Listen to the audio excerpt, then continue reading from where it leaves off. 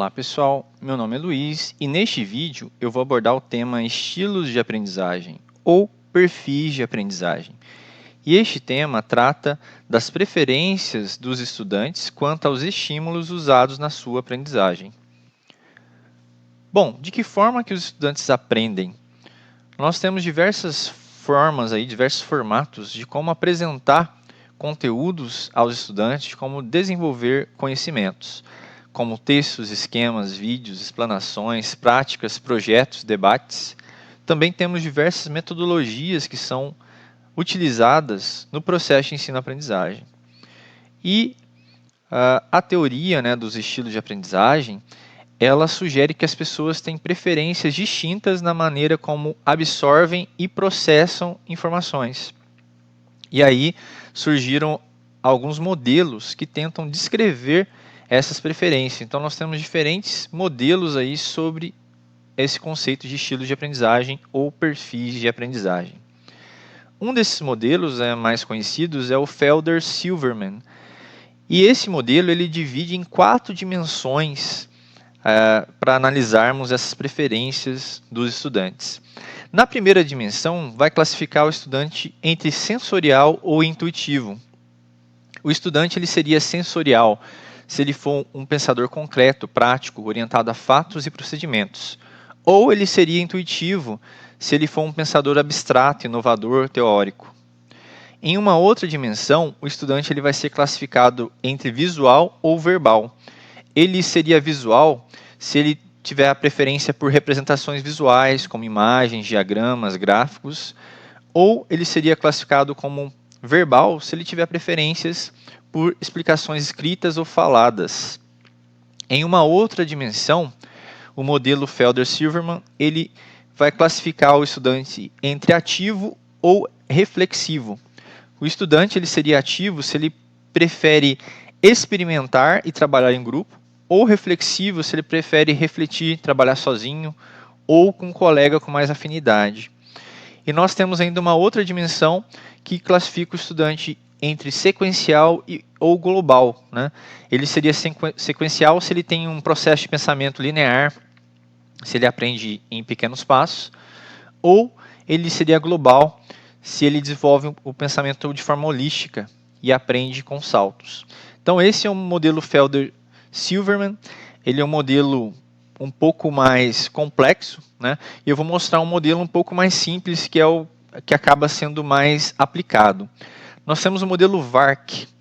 Esse modelo, diferente do Silverman, né, do Felder-Silverman, que ele divide em 4 dimensões e dentro dessas 4 dimensões, né, classifica entre 2 categorias, no VARC não. No VARC nós temos, nós abordamos apenas os estímulos que os estudantes preferem, né? Então, o estudante prefere mais um estímulo visual, mais um estímulo auditivo, um estímulo escrito, né? Ou um estímulo mais prático, ou uma mescla de um estímulo visual com auditivo ou visual com prático.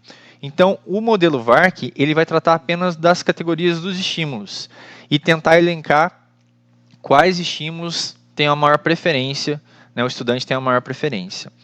Então, o modelo VARC ele divide 4 categorias de estímulos, que é o estímulo visual, são estudantes que preferem apresentações visuais, diagramas, esquemas e mais figuras.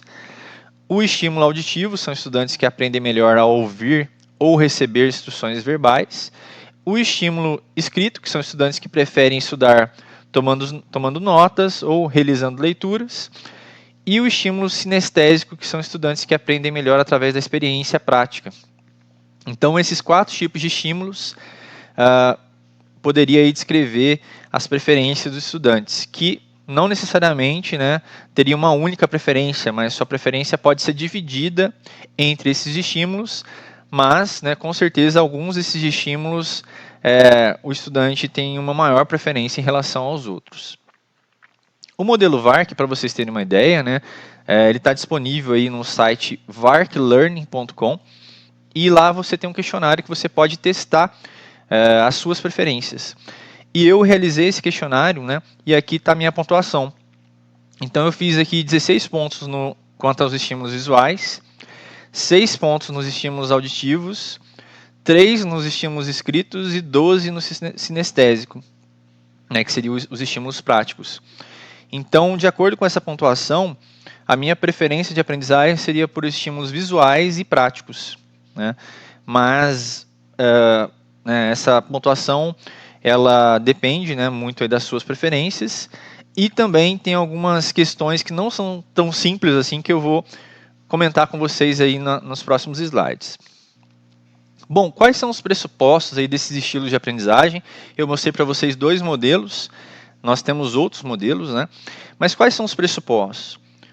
Os pressupostos são que nós podemos criar metodologias para abarcar diferentes estilos de estudantes, né? E isso implica numa categorização da apresentação dos conteúdos e do processo de ensino-aprendizagem, de forma a separar trilhas para estudantes com perfis diferentes.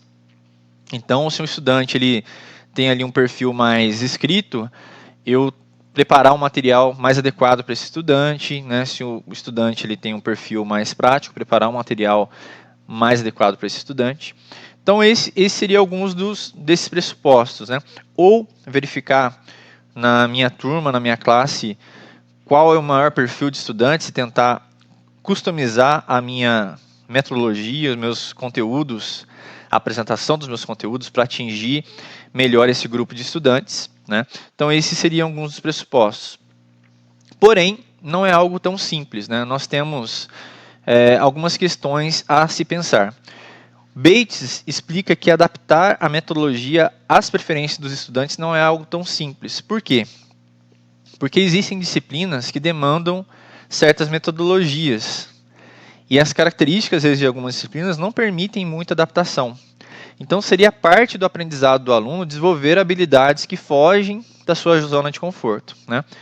Então, para exemplificar o que o Bates quis dizer, nós podemos pensar na questão da filosofia, né?